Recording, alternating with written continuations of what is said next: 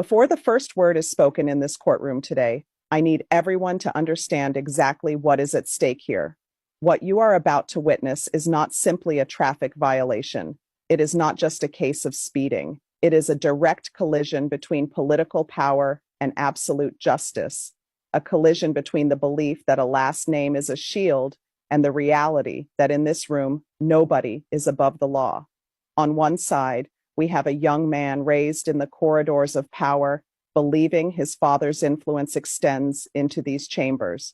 On the other side sits the law. I have served on this bench for over 2 decades. I have seen the poorest citizens of this city stand here with dignity, accepting their mistakes.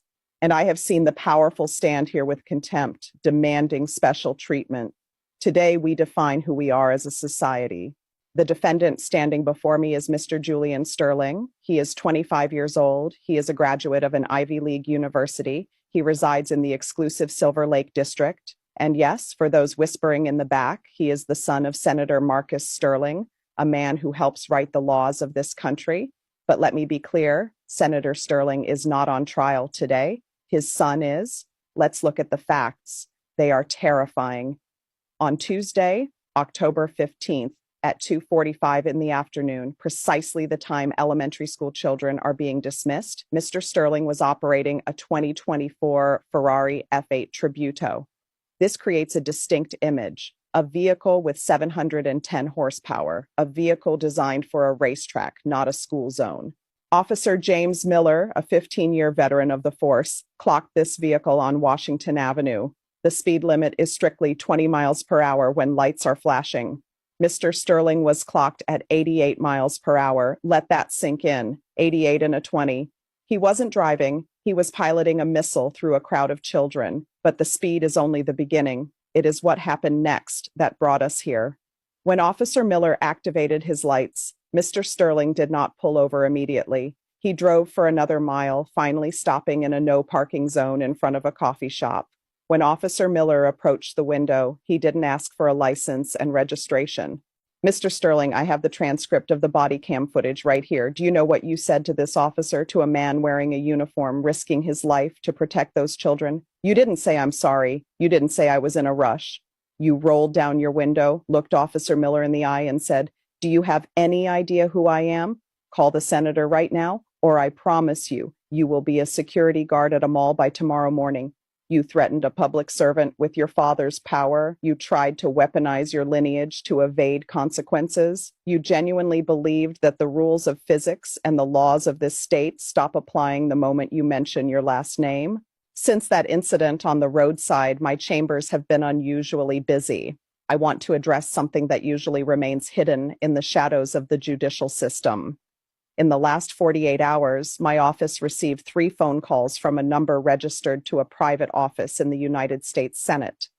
We also received a letter on official letterhead suggesting that this was merely a youthful indiscretion and that a suspended sentence would be the most appropriate course of action for a bright young man with a promising future.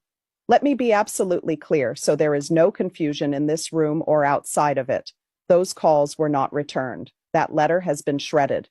The attempt to influence this court using political stature is not a mitigating factor, Mr. Sterling. It is an aggravating one. It tells me that you and your family believe the justice system is a marketplace where favors can be traded. It tells me you have learned absolutely nothing. You asked Officer Miller a question. You asked, "Do you have any idea who I am?" Since you seem confused, allow me to answer that for you today. In this courtroom, you are not a senator's son. You are not a VIP. You are not a member of the elite.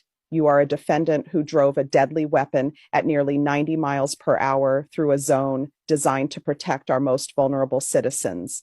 You are an individual who threatened a law enforcement officer with unemployment simply for doing his job. You stand there in a tailored suit, looking bored, looking at your watch, perhaps wondering when you can get back to your life of comfort. But you are not going back to that life today. You gambled on your privilege, and you lost. I have looked at your driving record.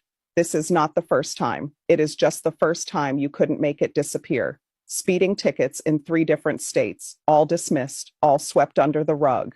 That creates a monster. That creates a mindset that says laws are for other people. Well, the rug has been pulled back and the dirt is exposed. Mr. Sterling, please rise. On the charge of reckless driving in a school zone, I am sentencing you to the maximum penalty allowed by state law. That is 90 days in the county correctional facility, and I want to be specific. You will not be served in a private wing. You will not have special accommodations. You will be in the general population where your last name holds no currency. On the charge of attempted intimidation of a law enforcement officer, I am adding an additional 60 days to be served consecutively. That is a total of 150 days behind bars. You will be taken into custody immediately. The bailiff is moving behind you now. Furthermore, I am revoking your driver's license for a period of 5 years. When that period is over, you will not simply get it back. You will start from zero, taking the learner's permit test, proving you understand the rules of the road like any other 16-year-old beginner. And finally, regarding the fine. The statute allows for a fine of $5,000. For you, that is pocket change. It is meaningless. So instead of a fine that goes to the state, I am ordering 500 hours of community service upon your release. Specifically, you will be assigned to the sanitation department. You threaten to make Officer Miller a security guard. You will spend the next year picking up trash on the very streets you treated like your personal racetrack.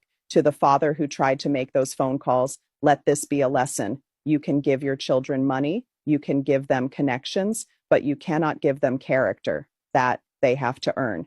And if you don't teach them respect for the law at home, a judge like me will teach them in a cell. Officer, take him away. Court is adjourned.